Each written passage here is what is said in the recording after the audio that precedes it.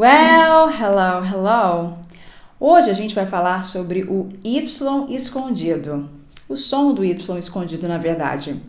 Nas últimas semanas, eu já falei sobre um outro som escondido, que foi o som do W, W.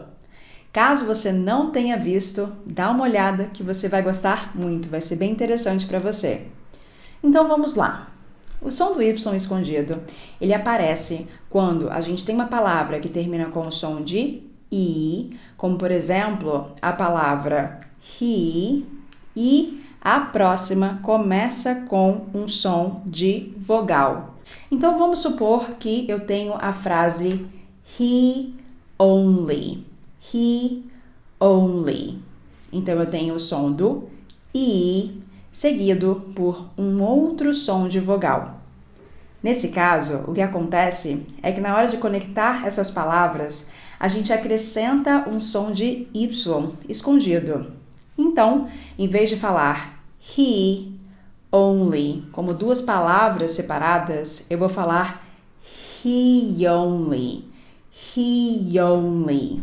É como se a segunda palavra, a palavra only, começasse com esse som de Y sutil e virasse only. Only. He only. Então, em vez de eu falar he only, eu vou falar he only. He only. Tá vendo como assim as palavras ficam muito mais conectadas umas com as outras? É claro que eu estou exagerando aqui, esse som de Y vai ser sutil. Mas é muito importante a gente aprender isso para a gente conseguir conectar as palavras, porque é isso que acontece na vida real. E é por isso que americanos sempre saem falando tão rápido na vida real e às vezes isso dificulta o nosso entendimento, porque a gente não aprende regras simples como essas regras de linking entre palavras que fazem com que a gente melhore a nossa compreensão auditiva e também com que a gente seja melhor entendido quando a gente está falando com americanos, por exemplo. É interessante porque esse fenômeno desse Y escondido não acontece apenas entre palavras, ele também acontece dentro de uma mesma palavra. Então, vamos supor que eu tenho o verbo criar, o verbo create.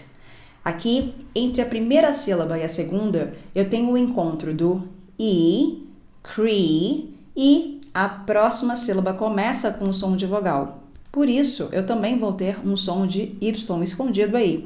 Então, em vez de eu falar create, que é o que a gente tende a fazer, eu vou falar create.